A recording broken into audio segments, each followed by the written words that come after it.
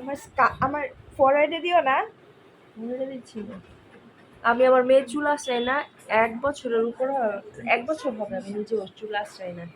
ওই নাইজেরিয়া যাওয়ার পর সেন্ডা বানাইতো ওর চুল। সেন্ডা বানানোর 2 মাস মনে হয় সেন্ডা বানাইছে, তারপর হচ্ছে ও নিজে নিজে চুল আশ্রায়, আমাকে দেয় না।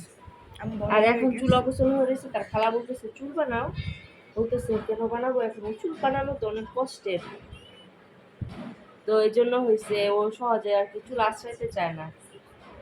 আর আশ্রাইলেও তাড়াতাড়ি মানে সামনে চুলগুলো বের হয়ে যায়, ছোট ছোট আর পিছনের গুলো বড়। কি করে দেবে এখন, নিজে নিজে চুলটা ঠিক করো। বুয়া মরি চুল। আর আমার স্বামী যে কি করতেছে আল্লাহ জানে। ফোন দেখতেছে।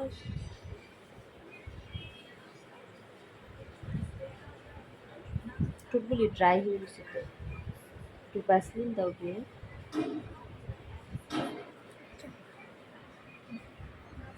দুষ্ট সাফিরে কতগুলি পিম্পল ব্রন ব্রন হয়েছে।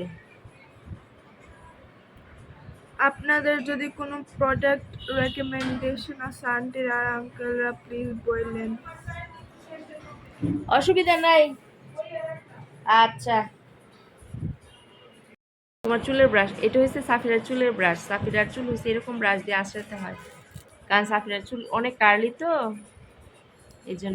এটা ময়লা না কিন্তু, ময়লা না, এগুলো হচ্ছে যে ও জেল টেল দেয় যে, আর হচ্ছে চুল ময়লা নেই। জেল ড্রাই হয়ে গেছে। হ্যাঁ, জেল ড্রাই হয়ে গেছে।